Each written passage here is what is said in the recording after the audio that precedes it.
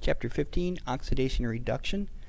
Section 15.1, Oxidation Reduction Reactions. So in 14 we looked at transferring hydrogen ions, transferring protons. Now we're going to look at transferring electrons, because that's what a redox reaction is. So an oxidation reaction, which is shortened for, we shorten it to redox, it involves a transfer of electrons. Okay? If you lose electrons, it's oxidation. If you gain electrons, it's reduction. So here's a little picture. So here's this atom, right? Has an electron. Its atom could be a compound, doesn't matter. It's going to give the electron to B. Now when it does that, it doesn't show this, but this should probably become more positive, shouldn't it? Because it gave away something negative. And this B should become more negative. Right? So since A gave away the electron, we say that it is oxidized. Since B is gaining the electron, we say that it is reduced. Now, there is a mnemonic device, oil rig. Oxidation involves the loss of electrons. Reduction involves the gain of electrons. Ms. Visa likes Leo says grr. How am I going to write this? Leo says grr, which is loss of electrons, oxidation,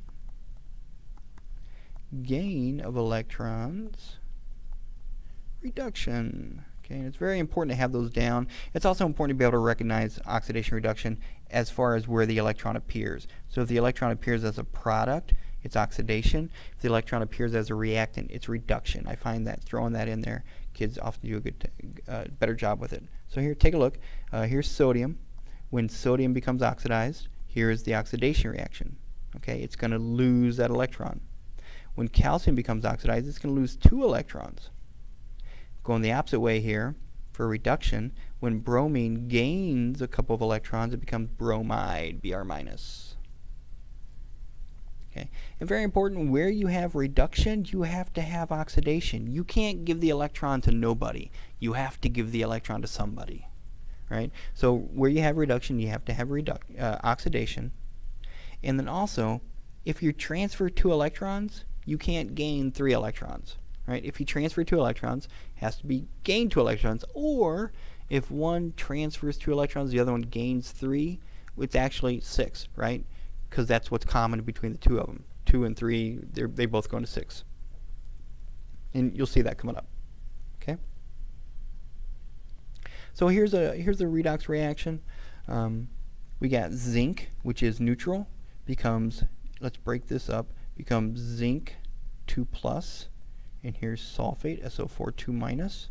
So zinc went from neutral, 0, to positive 2. So how do you do that? How do you go from 0 to positive 2? Well, obviously, it had to have lost 2 electrons, right? So if it loses electrons, it's oxidation.